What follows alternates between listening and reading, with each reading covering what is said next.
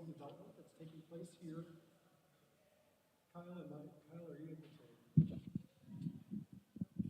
Test one. There we go. All right. So as we work on getting the headset figured out, we'll use this. So again, good afternoon. Thank you for making the time to be here today as we continue educating our congregation about the work of developing affordable housing here on our campus.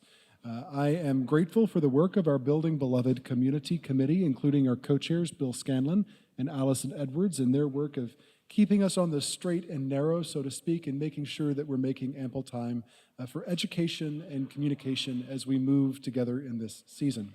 I'm going to open with a brief word of prayer, and then I will turn it over to our co-chairs who will begin our panel discussion. Let's pause now and pray.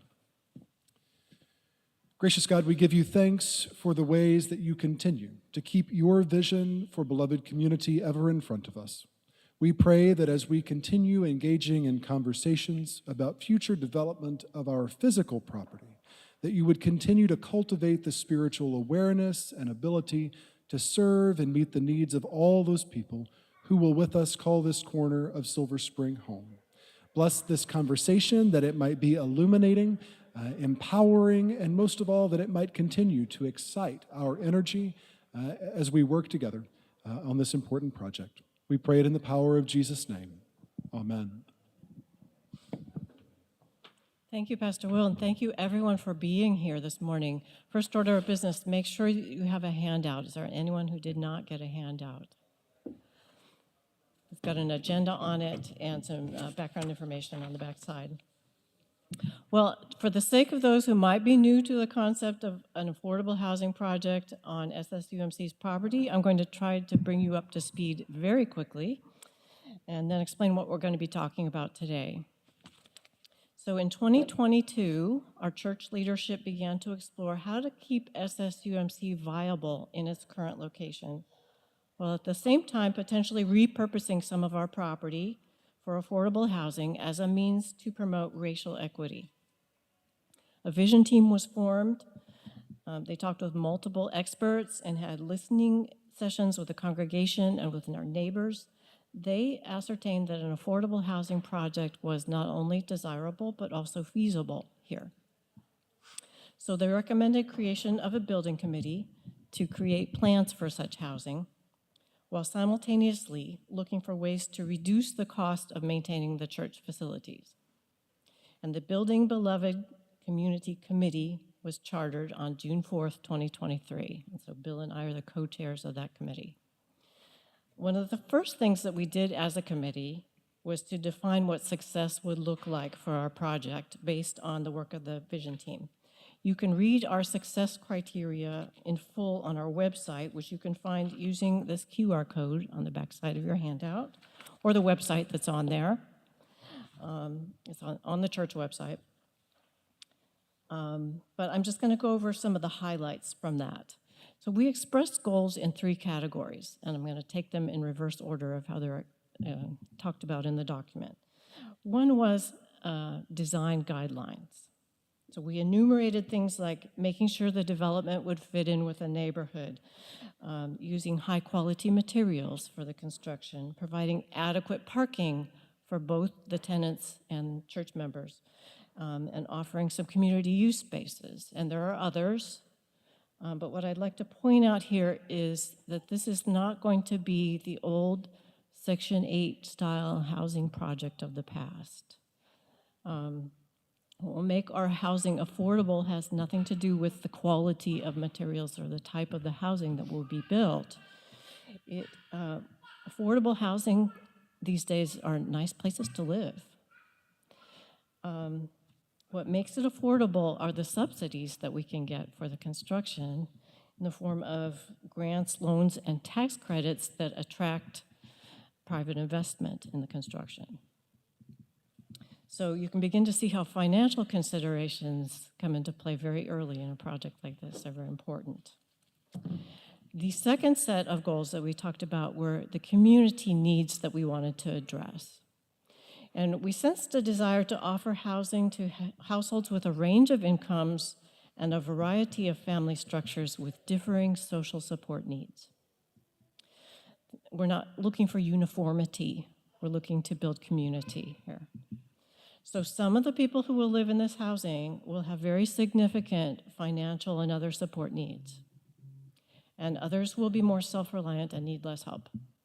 What they will all share is a need for a rent that is below the going rate in our community. So the definition of affordable housing is housing for which the occupant is paying no more than 30% of their gross income for housing costs, including utilities. The third category of goals that we spelled out were financial. So one of the primary drivers for SSUMC to pursue a housing project was the increasingly unsustainable situation that we find ourselves in maintaining a physical presence for the church. And we wanted to remain here in Silver Spring for many years to come. So we figured the project must provide enough revenue to allow continuation of local church ministries indefinitely and enable reduction to the overall expense of maintaining the church. Now, I want to share something that I heard this spring. I attended an event hosted by Enterprise Community Partners Faith-Based Development Initiative. It's a sibling organization to the one that we're working with on our development team. One of the speakers said something that really stuck with me. He said, "Affordable housing is not a moneymaker, it's an impact maker." I'll say that again. Affordable housing is not a moneymaker, it's an impact maker. Okay, but I just got done telling you that we're worried about the finances of the church. So while we really can't be going into this project thinking that we're going to be flush with cash and we just won't have to worry about money anymore, we have to, at the same time, make sure that we're staying financially healthy. So we have to hold these two goals kind of in tension with each other. They're a bit competing with each other, but we want to make sure that that we do good for the community and we see to the church's long-term financial health at the same time. So that brings us to the subject of today's meeting.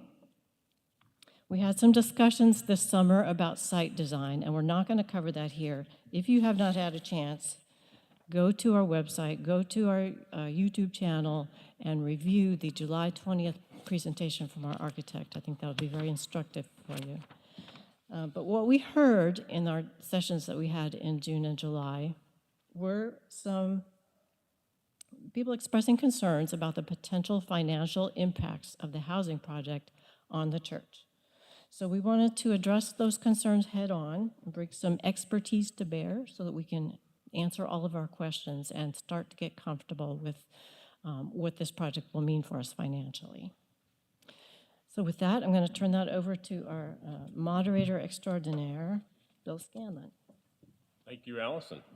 And good morning, everyone. And thank you so much for making time to be here at our presentation this afternoon. My job is largely to ask the questions, the first questions, because we're going to give you a chance to follow up to our guests, our panelists, our partners. So I would suggest that if someone says something you have a question about, write that down, jot it on your phone or your program, and we'll get to those questions when we go through our panelists. But I want to introduce our panelists first. And as Allison mentioned, one of the primary concerns coming out of previous meetings has been the area of financial considerations for the project. And we have been working, the committee has been working the last month or so in putting together areas of specific focus we want our partners to address and Pastor Will to address in terms of the financial impact and considerations of our project going forward. So let me introduce your left, yes, left to right for you. Up first here is Matt Engel. Matt is the Senior Director for Real Estate Development at Enterprise Community Development. Enterprise is the organization that will help pull together all of the general contractors, work on the land deal, the broader scope of the project. We're grateful that Matt is here today. Next to Matt is Rick Edson. Rick is the Executive Director of NFP Affordable Housing. His particular focus is on the financing of this project and many other projects that Rick has been involved in. Pastor Will, of course, and next to Pastor Will is Mo Smith. Mo is one of our two attorneys. Our other attorney is Francois Carrier. She is her focus is on zoning, the zoning aspect of that, and does not need to be here today. Mo is important because Mo is helping pull the team together in terms of our development partners and establish a memorandum of understanding going forward. So let's begin the question. We'll start first with Rick, and the question for you, Rick, is how will both the housing construction and church building updates be paid for? Okay, thank you, Bill.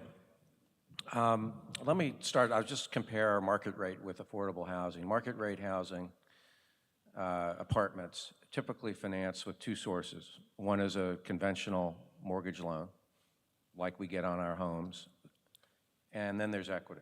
Investors come in and put in equity, and those investors are expecting a certain return in order to put in the equity. And these days it pretty much works. It's a little bit harder with higher interest rates and all the inflation in the last few years to make market rate work, but it works. Debt and equity. Now in affordable housing, and Allison mentioned it earlier, rents have to be lower than market rate rents. So if rents are lower, you have less income to service a conventional mortgage. So your conventional mortgage is going to be smaller, but your costs are more or less the same as if you were building market rate housing. So how do you fill that gap?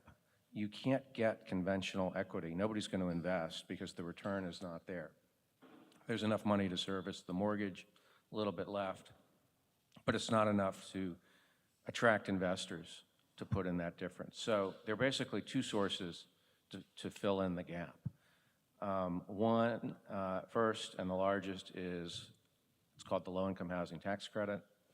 And without going into the details on how it's computed, you basically get a tax credit, which is then sold primarily to banks, and that produces equity. And that's one source to fill the gap. The second source is what we call soft loans or free money. They are loans. They have to be structured as and called loans, but they're only paid back out of available cash flow. So in Maryland and Montgomery County, if you borrow from the state and the county, 75% of the remaining cash flow will go to pay the loans. If there's zero cash flow, you pay zero. So there's no obligation to pay if the cash is not there. It's like essentially free money. It does have to be paid back in the end, but it does help get these projects up and running initially. So you have three sources: a conventional mortgage, proceeds from the sale of low-income housing tax credits, and then soft money. And soft money can come from multiple sources.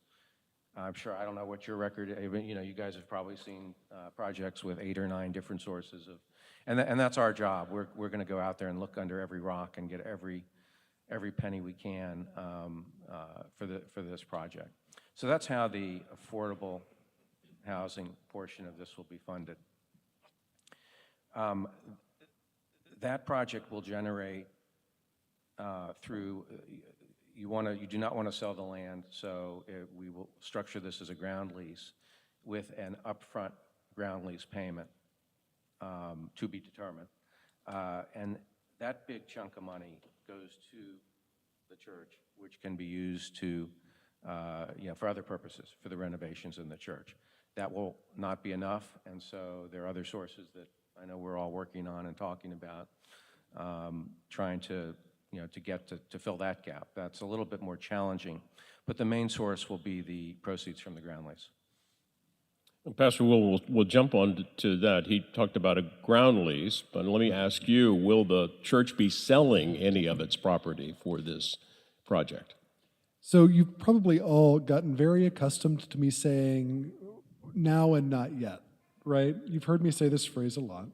And what I'll say about this question is that it is both a no, we will not be selling property, we think, but there are certain mechanisms that we may ultimately decide to try and use to accomplish our overall goals that might require selling a portion of the property. As an example, we've talked about providing affordable for-purchase townhomes, right?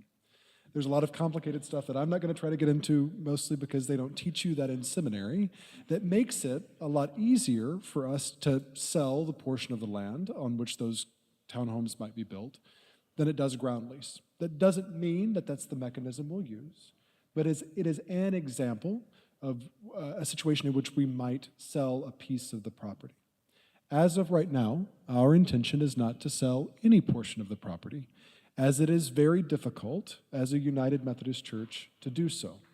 The last thing I'll share briefly is that for our church members to know, we do not own the property we occupy. Our property, the physical land that our building sits on, belongs to the Global United Methodist Church. Not when I say Global United Methodist Church, hear me when I say Global United Methodist Church. We have some Global Methodist friends out there these days. And we hold it in trust for the whole denomination. We own our building, we own the contents of our building, but we don't own the land that it sits on.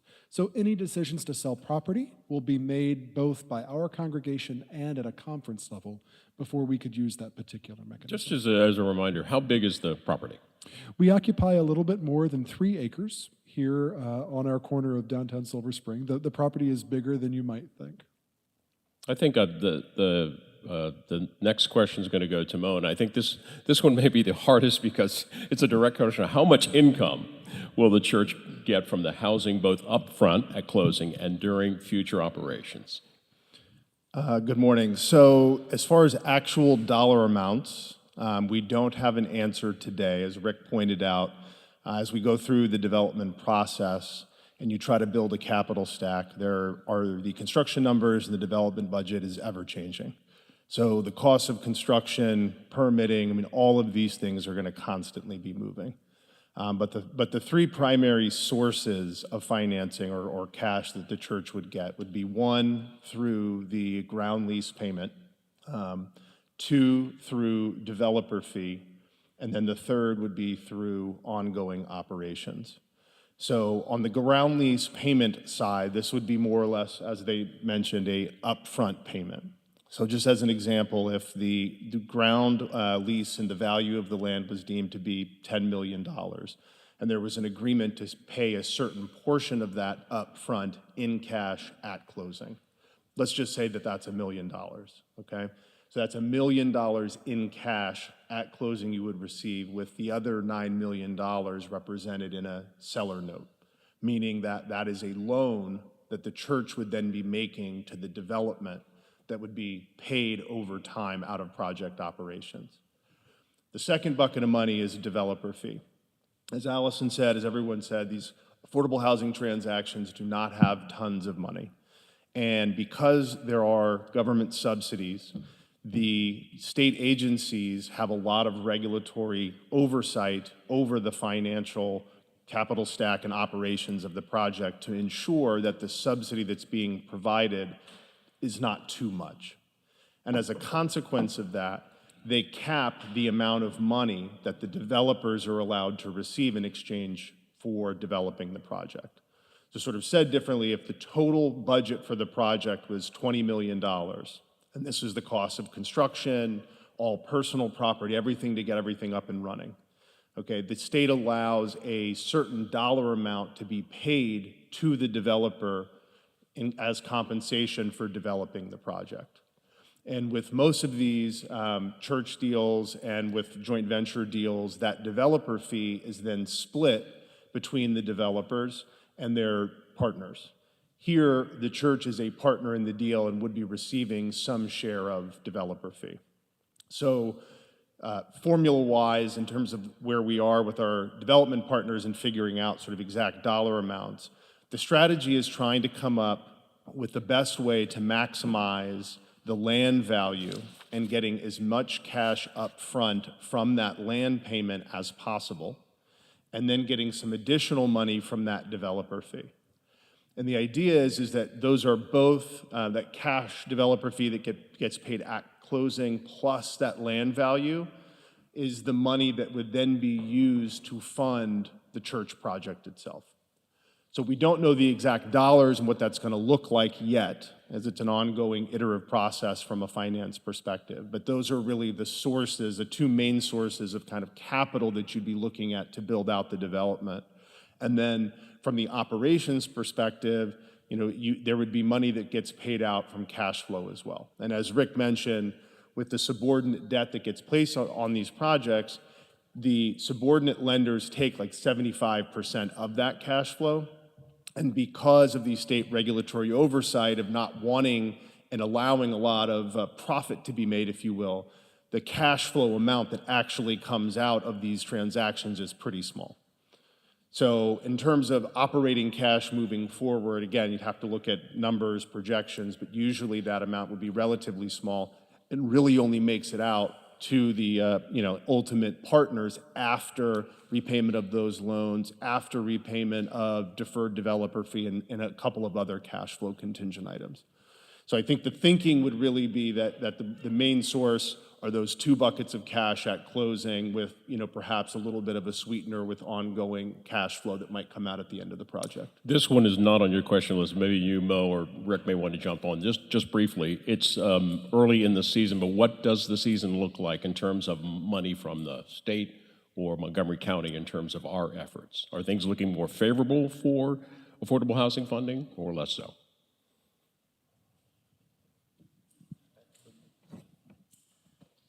You're asking, are there funds available from, I think it's looking pretty good. I mean, you've talked to Montgomery County probably more than we have at this point. Montgomery County has a very large amount of money. It's competitive, a lot of other projects going for it. And there's a lot of money at the federal level too, in addition to the tax credits. So the tax credits are also competitive. This project would score very well, and then I think there's talk of even more funding out there. So yes, I think it's looking good. From what I've seen sort of most recently, I mean, at the state level in terms of tax credits and a lot of their subsidy loans, there's money available. The county money, there's less of it, and as Rick said, it tends to be a bit more competitive based on whether or not there's local community support and whether it's a project that the county wants to fund. And I think our prior conversations have been around the fact that there is local support for the project, and so I think that there's a lot of confidence that there will be adequate sources available to fund the project. And just to highlight, too, that from a denominational perspective, there are some significant changes coming in the annual conference as well. A new fund has been created from fees and the sale of buildings that moved into the Global Methodist Church. That fund is intended to help provide loans and grants to congregations that are engaging in physical redevelopment of their properties and church buildings. And we are, and I wish Reverend Kent from the conference were here, are, in the words of our conference supporters, kind of the premier project in our annual conference. So we are actively shaping the processes that will ultimately inform how grants and loans are made, and participating at a very high level in conversations that have given us greater visibility. While you have the microphone, why don't you tell us about what we're currently doing and what we can do in the future to save on long-term maintenance? Yeah, so as a brief refresher for those of you who don't know, our current physical property has about 66,000 conditioned square feet. Our sanctuary sits about 700. Our fellowship sits about 350 at tables. Our chapel sits 100. We have an almost full court gymnasium, 2 kitchens, and 39 classrooms, and probably a room of requirement somewhere for you Harry Potter fans out there. It's a very large building. And so as we look at the long-term reduction of space, while it is hard to determine exact dollar figures, we do know that as we occupy less of the building, there's going to be greater cost savings, 1, and greater savings in maintenance, 2. The example that I can offer that's most relevant today is that we began phase 1A of our redevelopment project by valving off, by actually having air handlers turned off in a majority of our education building and in certain portions of the lower level of our building. That has significantly reduced janitorial needs here in the building. And as part of our most recent janitorial contract renegotiation, we'll be saving around $6,000 from last year, despite a 3% overall increase in costs for our janitorial service company, as we maintain the building right now. That's before any demolition. That's before any other changes to the building in which there's even less footprint to maintain. So there's an example of some small savings. The second example that I can offer is our HVAC maintenance contract. Our HVAC system is primarily original to its 1964 install. So many of the air handlers, many of the pumps, both of the boilers are all original to the building and require extensive and significant ongoing maintenance. We currently spend about $33,000 a year in planned HVAC maintenance. That's 2 turnovers a year, and not even cleaning the air handling units, right? We're simply cleaning the coils. There's a lot more we could be doing. We anticipate that by reducing the load, the demand on the system currently, we'll be able to reduce the number of chillers. This is probably too technical for some of us. The number of chillers we use to cool the building, which will reduce that maintenance contract by about $3,000. As the system has less pressure, it requires less maintenance and less replacement. So the approximately $67,000 in unbudgeted HVAC repairs we've had to make to keep the system going this year should be less in the following year as well. How much are we spending on pre-development costs for the project? So when we talk about costs for pre-development, there are 3 things that are important, 3 kind of categories of spending. The first is reimbursable spending, which at closing, when the deal comes to a close, will be reimbursed to the church. Those are upfront costs that we're paying primarily in legal fees and in architectural fees. So we're glad Mo is with us, and we're glad that we have the money to pay him. There is a second pot of money that is going to have to be spent by the church at some point regardless, and architectural fees for our portion of the project. That's not reimbursable. That's money that we will have to spend we have spent and will have to spend out of our capital funds. To date, we've spent about $130,000 in architectural fees, and the reason for that is this. In planning the way that we have, we've been able both to make sure that we're negotiating in good faith, understanding the long-term funds necessary for a complete renovation of the building. We've been able to look at different iterations of building redevelopment that both phase the project or complete it all in one go so that we know how to begin to think about long-term financing, should we need to withdraw take out loans or those kinds of things. And we've been able to get a really clear sense of what's possible within our existing physical footprint generally, right? So it's allowed us to do some long-term thinking that we wouldn't otherwise be able to do. The third bucket of expenditure, which is fairly insignificant, has been around things like the events that we've hosted for the community to provide radical hospitality, those kinds of things. That's about $4,000 between coffee and food and having folks here to run sound and that kind of thing when we don't have volunteers. And that's really an outcome not of the project or trying to sell the project, but our commitment to provide radical hospitality when we gather for conversations here in our building. Thinking about, I don't want to think about worst case scenario, but worst case scenario, what happens if you talk about these loans? What happens if the church takes out a loan and we find ourselves in a position where it's difficult or we cannot repay that loan?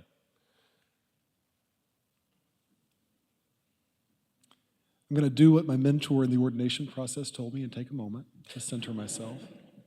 So 2 things. Have churches taken out loans they can't repay?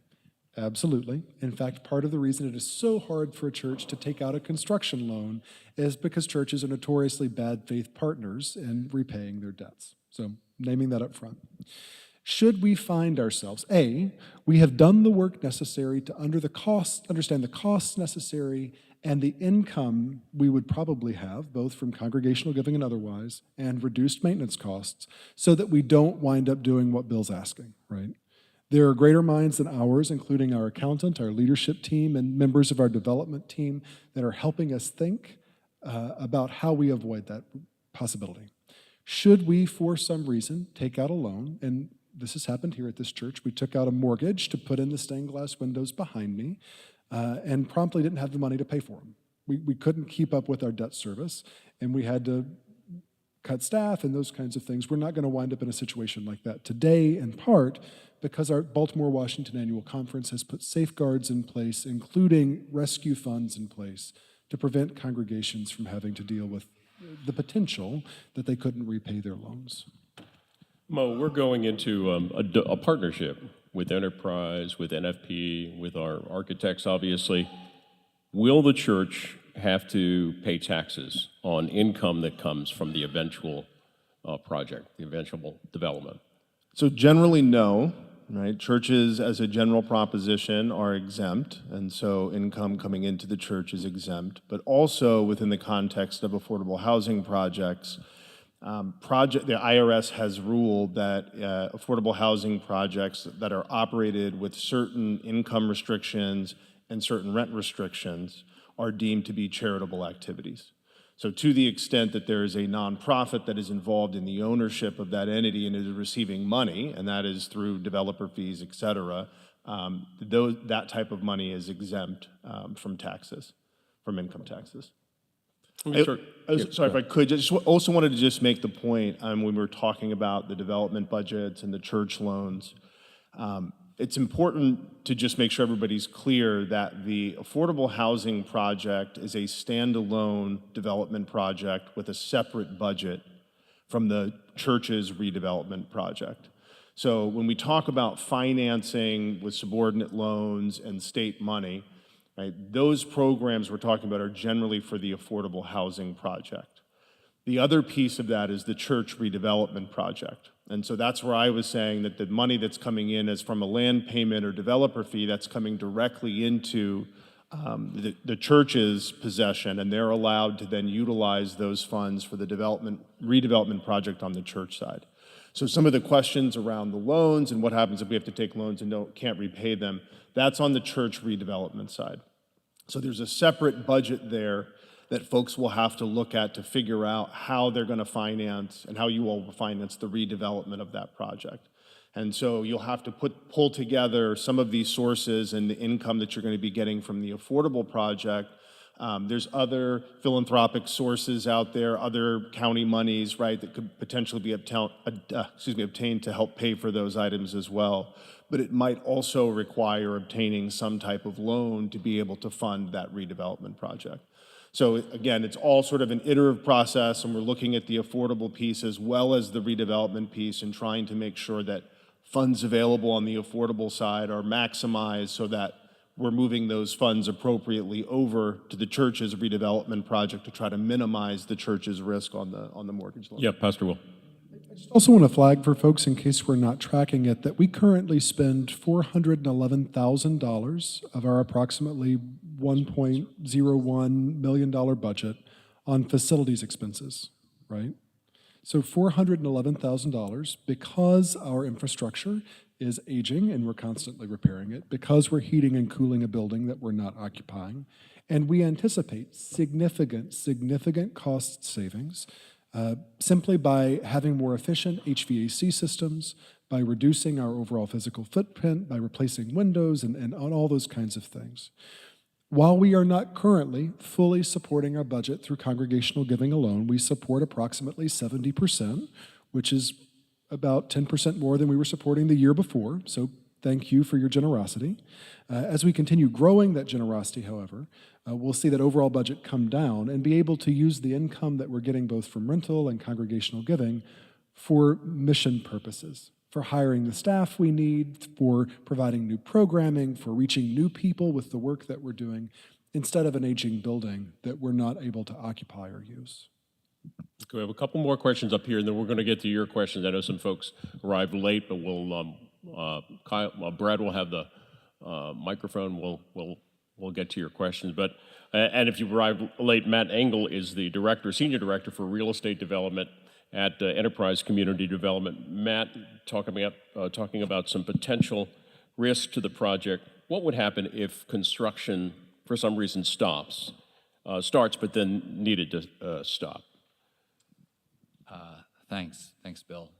First of all, thank you for welcoming me into your sanctuary. I have lived for the past 17 years right around the corner.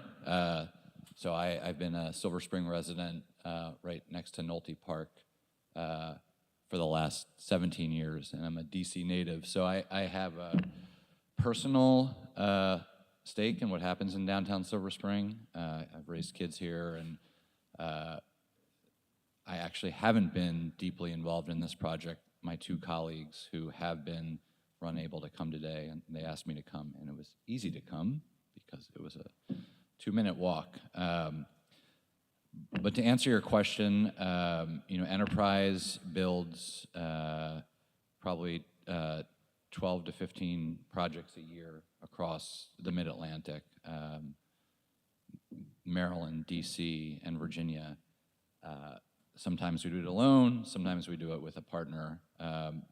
One of the big risks of any sort of real estate project is that it doesn't get done, for your question, it's a construction issue, or it doesn't perform after it's been built the way it's supposed to.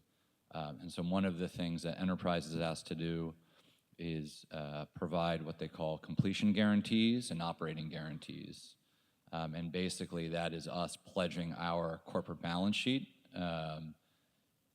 to ensure that the project gets complete on time and on budget and operates at the level that we have promised the bank and the investors that it's going to operate.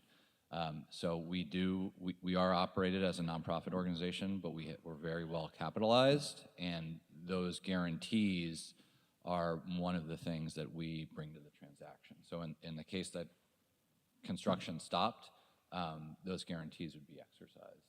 And do those guarantees also include occupancy?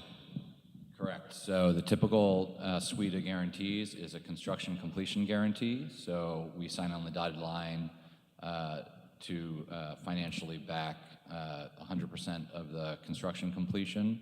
And then there usually is a 3 to 5 year operating guarantee after you complete the project, which ensures that the project doesn't go into default or doesn't pay its expenses. And at some point in the not too distant future, we'll be working together, SSUMC and Enterprise, to name a management company for our property when it happens. So let me ask you a couple of questions about that. What would be the cost to the church if the property company was sued for violating regulations, county or state regulations? Yeah, I saw that question. I mean, certainly the church would be completely insulated from any sort of legal action against the management company, which is a separate entity. I think in the case that the management company needed to be sued, it would imply to me that they weren't performing. So if the management company isn't performing, my guess is that the way this development agreement is going to be written, the church is going to have a right to replace the management company. But Mo, I let you. Yeah, I would say also that the primary defender against any type of sort of lawsuit, right, is insurance. So if we're talking about sort of a run-of-the-mill incident where the property manager is getting sued because of a slip and fall or something like simple negligence, there are a lot of insurance policies that are going to be covering the owner as well as the property. If we're talking something more along the lines of the property manager did something that was inappropriate, right? They've obviously been in breach of their contract. There are now legal remedies, right? They do have insurance. So there are adequate buckets of money to really kind of fend off any type of lawsuit with respect to the property that, as I say, is really kind of run-of-the-mill. So from the church's perspective, when we structure joint venture agreements as well, because the church is not going to be participating in the day-to-day management of the project, right? It's really our joint venture partners and then they're monitoring and managing the property managers, that we would have an indemnification from the joint venture partners. So similar to how Enterprise, right, or NFP will be providing guarantees to project lenders, project and investors, we would also have an indemnification for any liability that we sustained on our side of the table for something that they did. So there's protection there to make sure everybody's in good shape. Go ahead, Matt. And just to give a little bit more color to this issue of guarantees and risks, Enterprise is set up as a nonprofit corporation. That doesn't mean that we don't make money. We just make money and put it back into the nonprofit. In the case of our real estate developments, that developer fee which we earn, we really see it as compensating for my staff time and my team staff time, but it also is in direct relationship to the amount of guarantees that we put out there. So when we partner, we try to take that risk off the table, the operating and construction completion risk off the table for our partners, but that is sort of for our board of directors, that's the rationale for the developer fee that we earn. And I was just speaking to the risk generally. The default rate on an affordable project is below 1%. There's a lot of support, local support for these projects. And assuredly, all of us on this panel who do this have been a part of projects where we have run into funding gaps midway through construction, and you go out and you will find another organization, either the state or the locality, will increase the amount of money that they put in the deal to kind of plug the gap. It's in everybody's interest to have the project online. There's a lot of resources, and specifically a lot of subsidy resources, state, local dollars being poured into these projects. Everybody on these levels, everybody up here on these projects want the thing to be successful. And when you have everybody rowing in that same direction, I have yet to see a deal that was unable to find a solution to a problem. And I'll also say that most of these projects, by the time they start construction, the financing that's available for the projects, there's adequate construction contingency, there's various levels of reserves, right? All of these deals are sort of put together in a way that there are large buckets of money available to try to cover the unknown, because again, everybody wants the project to be successful. So between all of that available financing, between state, local support, between having a strong development partner that has guarantees and expertise in this area, the actual risk on sort of projects not moving forward is very, very low. Thank you, Mo. And I think we've kind of worked through the questions. Again, most of these questions came out of questions from folks like you in sessions like this that we've previously had. But as I said at the beginning, we want to hear from you. So if you've made some notes and have some specific questions, our committee member Brad Kent is going to walk around with a wireless mic. So if you just raise your hand, we'll get underway. Andy in the back. The only thing I want to add is when you're using the microphone, you will need to put it right in front of your mouth so everyone can hear. Thank you. Thank you. Hi, what is the approximate timeline for this project? That's you, Pastor Will. Now we see in a mirror dimly. Then we will see in full.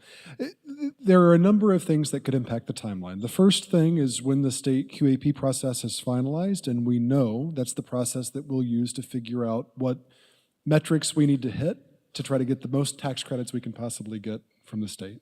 We anticipate that'll be done sometime at the beginning of next year. Is that right? Once that's done, assuming that we have all of our plans finalized, and that's the project that we're in right now, is trying to get building plans figured out. There's another, 12 to 18 months? Is that what we have been talking? Sound right to you? Based both upon putting that capital stack together and making a determination about whether or not we rezone the property. So we will make a decision at some point in the next 6 months about whether or not we go through a county rezoning process, which is longer and more intense, or we'll go through, what's it called again? What's that?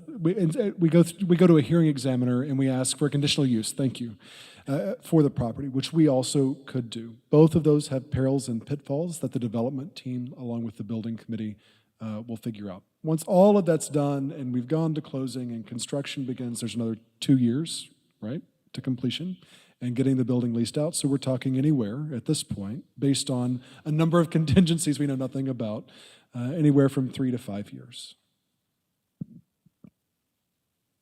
Any other questions? Lee.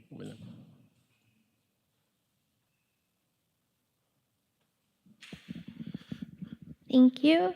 My question is for Rick. So you talked about the stack and the different options for financing, and you talked about soft money, and you described it both as free money and as loans we have to pay back. And I was confused by that. Well, it's free money in the sense that you don't have to pay currently. You can borrow X and then it's paid back with available cash flow. So it's sort of free money, but reality is for tax reasons, it has to be considered a loan for tax reasons. But it does have to be paid back eventually, but it's a long, long, long time down the road. So it's both in my mind. Others may look at it differently, but there's no current cost to it versus a conventional loan. You have to make a monthly payment. With this, you do not. But eventually you have to pay it back. But frankly, no one really thinks 30 years down the road. And in 30 years down the road, when you refinance, there may or may not be money to pay it back. If there's not, whoever loaned it to you will allow you to continue on with it. So. Did you have something to add, Mo? Go ahead. Yeah, I was just going to say that as Rick said, it is a loan on the books. So you are borrowing the money, but what distinguishes it from a traditional loan is the fact that there is no must-pay component to the debt. So the payments, if they happen at all, happens one time annually. So after the company closes its books at the end of the year, they determine whether or not there is any money left over after paying for all project expenses. If there is available money, some of that will then go to pay down these subordinate cash flow loans. And to Rick's point, what normally happens with these projects and the way that folks often look at this as kind of free money is because it's state money that doesn't necessarily have to be paid back. The tax credit period, right, is a 15-year compliance period. And so what normally happens at that point, so you build the project, you lease it up, about 15 years down the road, you start looking at re-syndicating the project, meaning that you start looking at doing a substantial rehabilitation of the existing housing, and you go back into the tax credit cycle and obtain new financing for the project. So you might have that loan that was a subordinate loan for $4 million that was on the books, but because you're going to go re-syndicate, that $4 million loan now gets rolled into the new financing as basically a refinance. Oftentimes, the states or the localities will forgive interest on those loans. It's part of the assumption to kind of take some of the financial pressure off of the transaction, or depending on if the project has increased substantially in value, you might be able to refinance the whole thing, right? In which case that loan would get paid back at that time. Yeah, Matt, go ahead. I just wanted to follow up on that, Mo. One, you talked about market rate developers. Market rate developers will sometimes they'll build a project and literally flip it the next year. They are looking at an immediate return, or they're looking at a 5-year horizon or a 10-year horizon. The company that I work for, we have a 50 to 60 year view of these projects. That's the level of quality. We'll spend more upfront because we look to be really long-term holders of these assets. So we are now in year 15 in a number of projects that we placed tax credits on 15 years ago, and we're doing exactly what Mo suggested. We're going out for another 15 years, and probably at the end of that 15 years, we'll go out for another 15. So then you're at 30, 60. And so, I just think that's an important point to make, is that anything enterprise is involved with, we really have very long-term decision-making in mind. We have another question? Go ahead. Though I think, Mo, you might have at least partially answered it. I was wondering with the soft loans, if those typically have interest, and it seems like they do, but it might be forgivable. I'm trying to compare this soft loan scenario to my student loan payments, as I'm on an income-driven repayment plan, though there isn't public service loan forgiveness for this, but I know the interest on my student loans is really raising the initial loan cost. Yep. Are soft loans usually at least a lower percentage interest rate than regular? Yes, they're usually below market interest rates, and depending on the financing source, it might not have interest at all. So from a state perspective, in Maryland, there are probably 5, 6 different programs, finance programs that can be paired in an affordable housing transaction. There are, stuff for energy improvements, if you're targeting specific populations. And so if you are looking at serving a particular population and then that sort of unlocks the availability of a certain finance program, that finance program might have, specific terms, which might be a 0% interest rate. There are some that have a 0% interest rate and there are no payments due until year 40, right? And the thinking on most of those is that they either just roll that over into the resyndication of the next project or they'll forgive it. It's for tax purposes, even grants, right? The grant sources that some of these projects obtain have to come into the deal as loans for tax reasons.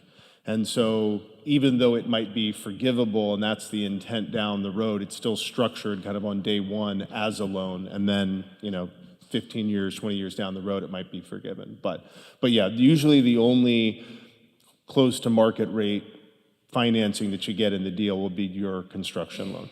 And even then, a lot of depending on the program that you use, probably has a bit of a below market interest rate because it's an affordable project. And I just want to be fully transparent with folks. I think we should anticipate the need to do significant fundraising at some point in this process. The reality is that a number of the grants that are available to faith communities to do significant building renovations and repairs require a one-for-one match of incoming funds. As an example, we're looking at approximately $260,000 expenditure on the majority of our exterior windows in the portion of the building we retain, right? We could, in theory, pull that out of our capital reserves today, but it may make more sense to do fundraising and then offset with what we have in capital reserves. So we should expect that as a part of this project long-term, redevelopment will require a capital campaign. We should also expect that it will require some level of willingness to apply for a construction loan on our own, to take on some debt as we look at how we want to phase out future renovations of the building. Debt does not have to be a bad thing. Loans can be a sign of church vitality and health. It's just making sure that we structure that in a way that we're able to pay for it, which I know that both our Budget and Operations Committee and our Building Committee and our development team are all thinking about even now as we look at long-term work in the building. So I thought we might want to talk about parsonages just a bit. So we do have one out here that we've been under discussion about demolishing, and so we can have the housing over here. How do we make sure that our clergy have a place to live? That's a really good question. We like our pastors to have places to live. Your pastor likes to have a place to live. So we currently own 2 parsonages that we've owned outright for a very long time. The one here on our property we've owned outright since 1963. The one in Woodside Park on Dale Drive we've owned outright since 1949. So those are significant assets of the congregation. The home on Dale Drive appraised for just under $900,000. Before significant renovations that are currently taking place because we've not had working showers. We anticipate that at some point we will monetize that as an asset to be able to help offset costs here in the redevelopment, with the understanding that part of what we plan on constructing as of today will include in that townhome configuration 2 places for our pastors to live. Now, there are 2 other things that are important to note that are rapidly shifting realities in the church at large. One, increasingly clergy are being encouraged and provided incentives both at a conference and denominational level, as well as by their congregations to purchase their own home. This is out of recognition that many clergy who live in parsonages go their whole life without owning property and are expected in retirement to buy their first house. Generally doesn't work. That's how we wound up with a lot of homeless preachers back in the 50s and the 60s. The second thing that's important to note is that increasingly clergy don't want to live in church parsonages for all of the reasons that you might imagine if you've ever lived in or been in a church parsonage, right? Oftentimes those homes are not kept as well as you might keep your own home. They're sometimes too close to the church, which means that you get, no offense, you get some unintentional visitors at 10 o'clock at night. Happened to me before at least once. And clergy want the freedom to be able to live within vicinity of the congregation where they would like to live or in spaces that serve the needs of their families. So those are 2 realities that are also going to impact the long-term planning we have around parsonages and owning parsonages here. Can I add on to that real quick? As someone who lived in clergy housing, it is not always fun to live where you work. I'm just going to put it that way. So whenever there's something happening in the youth group and they just needed an extra hand, it was a knock, knock, knock. Hey, move these chairs. Hey, turn on these lights. So it's not always fun. Just putting it out there as personal experience. There's one more. Let's take one more question in the back. I'll make your run there, Brad, and then we'll hear from Reverend Cindy Ken.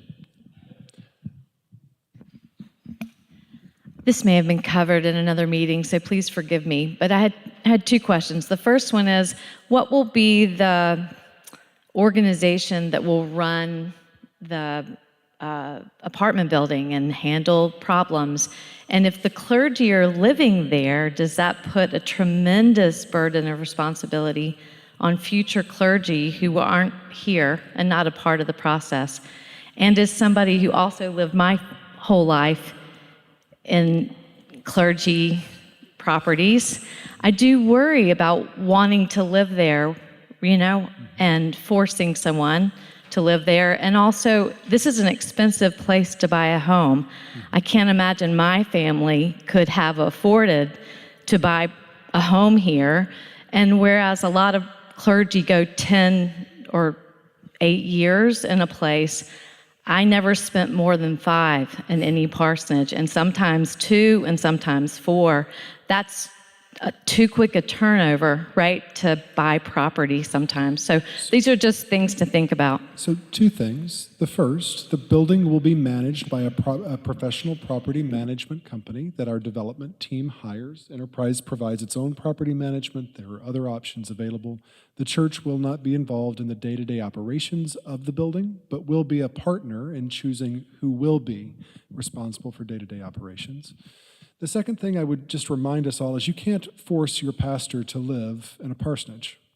The pastor has a choice, and the congregation is required by disciplinary standards to either provide a house or a housing allowance of at least, in this conference, I believe now it's $23,000 a year, right? The way that we have accommodated that here in the past, because we've had pastors who did not want to live in clergy housing, is by renting the parsonage that they would otherwise occupy and using that rental income to offset the clergy housing allowance, right? That's happened a number of times at Marvin. It happened several times here at Woodside before we merged and became Silver Spring. And historically, we've never owned enough parsonages for all of our clergy. Originally, it was just the senior clergy that got housing at both of those churches. We cannot force any future pastor to live in a home that we might otherwise provide. However, if we own, let's say, one of those affordable for-purchase options, we are able to use the income from renting it to offset the costs that we're required to pay either way by providing housing or by providing a housing allowance. Now, the second thing I'll tell you is this. Our bishop has been very clear. We are expected to live in proximity to the places that we worship and serve. So the clergy know going in before they accept an appointment what the realities are and are asked to make a responsible decision based on that. We as a congregation don't get to decide that for them. Thank you, Pastor. I'm going to invite Reverend Cindy Ken, who has been an integral part of our team in our weekly catch-up sessions between Allison, myself, and Pastor Will. She is the coordinator for the Property with Purpose for the conference. Reverend Cindy, thanks for being here. Good afternoon, everyone. How are you all doing? I've had the privilege to hang out with this really amazing team. This project definitely is a premier project for the conference. Not only the project in and of itself, but the process that your team has followed, put together. They are setting the model in some ways for some other churches that are also seeking to do development and redevelopment on their property.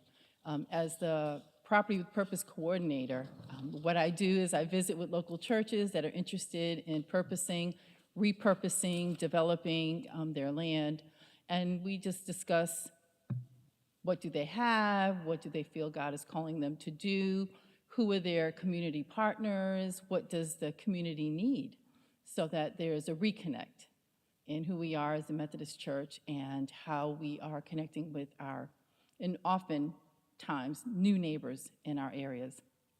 And so that is how I've come to connect with Silver Spring, and I haven't had many questions to ask them. I appreciate all of the questions that you all bring because they're really great questions, and they're questions that most other communities have as well. And as you can see, you have a well-informed and a well-equipped team. And so I haven't contributed that much to this team. I've probably taken more than I've given because I have other churches that are trying to find their way forward. And Silver Spring is doing an amazing job. I'm so excited about this project. It's going to bless this community in so many ways. And it will also be a beacon to other churches that are trying to figure out, what can we do? Is it possible? And when you see a church moving forward and accomplishing, it inspires others that they're able to do the same as well. I think that's Thank you, my Reverend very Cindy. short contribution for you all today.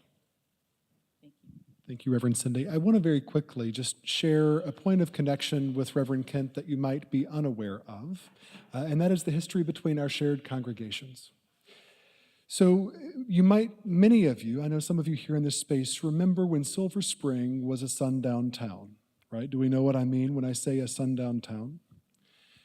We have a long history here in this community of talking a very good progressive game while continuing to pass and support legislation which directly marginalizes and disenfranchises communities of color and communities of different ethnicities and cultures. In 1822, this is a little bit of a history lesson, but it's worth it. In 1822, the Methodist Episcopal Church established a school for enslaved children in what was then called Sligo, Maryland, at the intersections of Seminary Road and Georgia Avenue.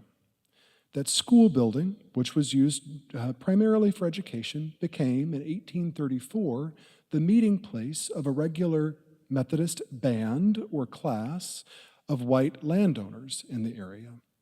That class meeting became Sligo Methodist Church, that was affiliated with the Methodist Episcopal Church South. We know about the Methodist Episcopal Church South versus North, right? In 1872, a local farmer by the name of John C. Wilson, who wanted to build a church that supported abolitionist principles in view of his brother's farmhouse, because his brother supported the Confederacy, offered the building for free to any congregation that would agree to affiliate with an abolitionist supporting denomination.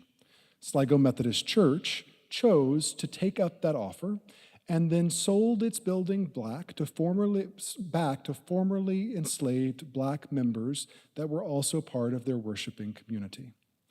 That building became Mount Zion Methodist Episcopal Church and stayed in that location until 1964. Is that right, Reverend Cindy? When it was firebombed after the land was upzoned for urban renewal. When the leaders of the congregation went to the county council to ask for help in finding a new location, they were told to move to DC. Is that the move to DC, where all of your other people have gone? Woodside, a church that had a historic connection, a sibling connection to Mount Zion, had the opportunity to step in and say something and said nothing at all.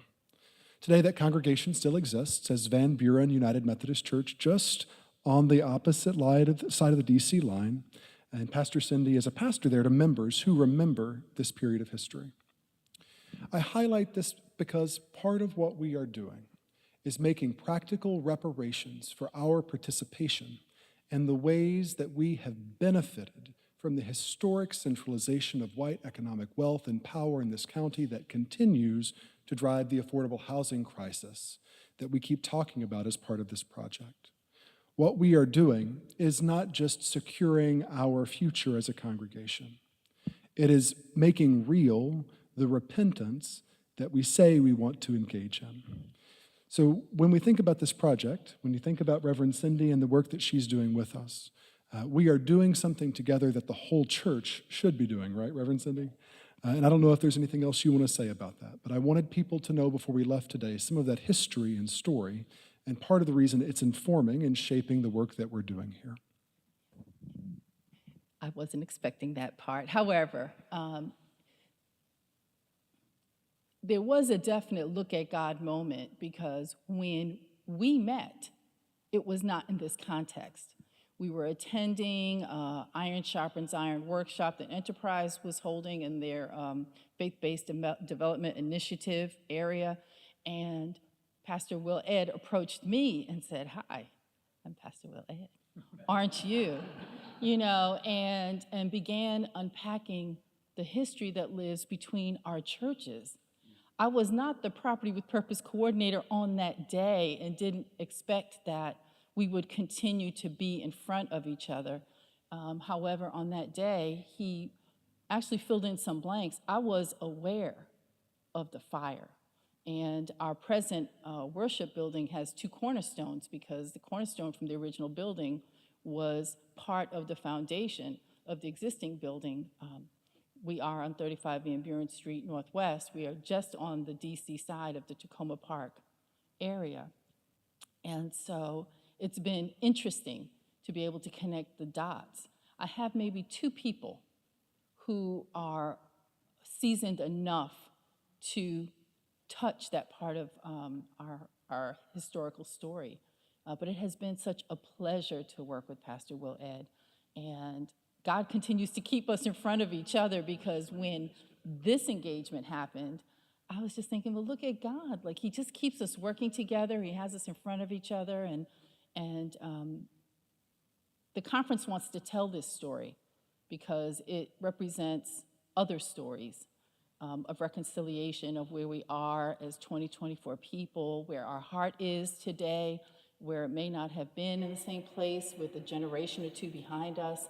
And so there's sort of background labor of love that's happening all the while, you know, and God just continues to be in the blessing business. And so I appreciate all of this. I appreciate all of you. Thank you, Reverend Ken. Thank you, Reverend Cindy. And thank you to our panelists today, our partners, Matt Engel, Rick Edson, and Mo Smith from Voorhees. And thank you all for being in attendance today. Just a reminder, silverspring.org/beloved community. It's also on the QR code that you got in the handout today. Thank you so much for being here to support this. Okay.